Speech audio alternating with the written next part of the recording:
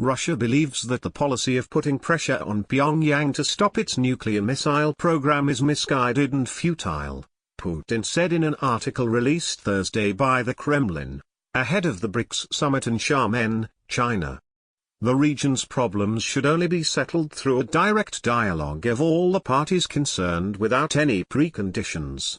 Provocations, pressure and militarist and insulting rhetoric are a dead-end road, Putin said. Russia was a participant in the six-party talks, which took place in the mid-2000s in an attempt to get North Korea to abandon its then burgeoning nuclear program.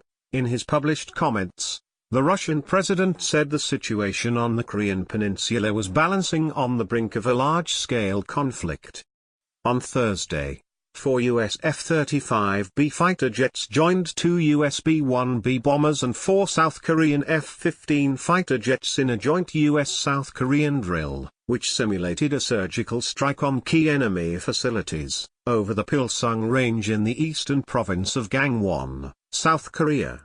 In a statement, U.S. Pacific Command said the flyover was a direct response to North Korea's launch Tuesday of an intermediate-range ballistic missile over Japan. Pyongyang denounced the drill Thursday, with state news agency KCNA described as wild military acts. The U.S. imperialists and the South Korean puppet forces do not hide their bellicose nature, claiming that the exercises are to counter North Korea's ballistic rocket launches and nuclear weapons development, KCNA said.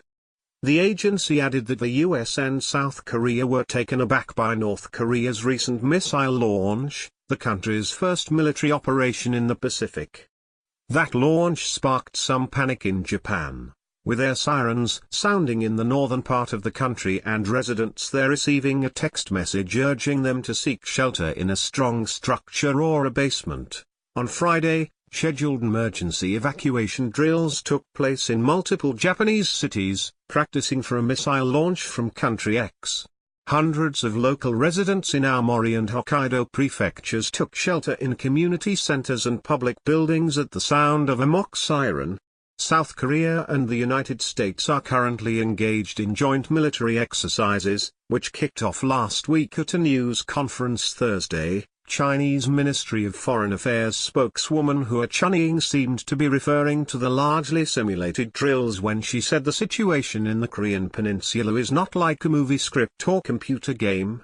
The annual exercises always infuriate Pyongyang, and some have called for them to be called off or scaled back as a show of good faith that might bring North Korean leader Kim Jong-un back to the negotiating table.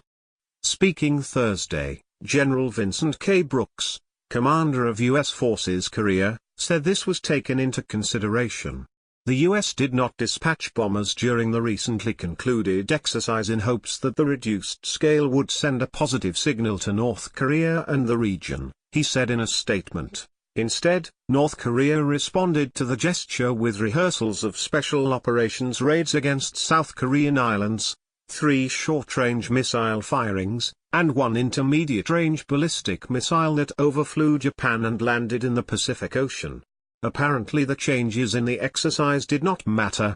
In the wake of Tuesday's missile launch, Pyongyang said it would stage future military operations directed at the American territory of Guam. Guam has long been a focal point of North Korea's anger against the US and is often a target of North Korean saber-rattling. It was threatened specifically by North Korea in 2013 and again in August 2017, following a fiery exchange of threats and insults between Trump and the North Korean regime.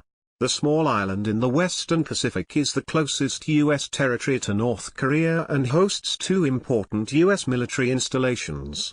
One is Andersen Air Force Base, from which the U.S. B-1B bombers flew Thursday.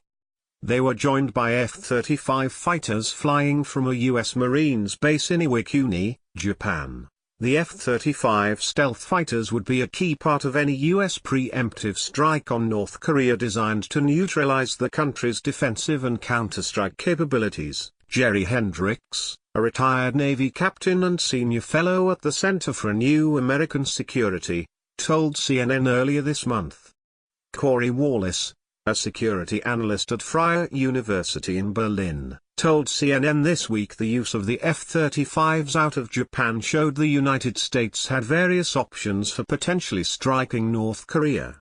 Washington has platforms from Guam and Japan linking up and operating together over South Korea with South Korean assets, with all of the governments supporting this, he said.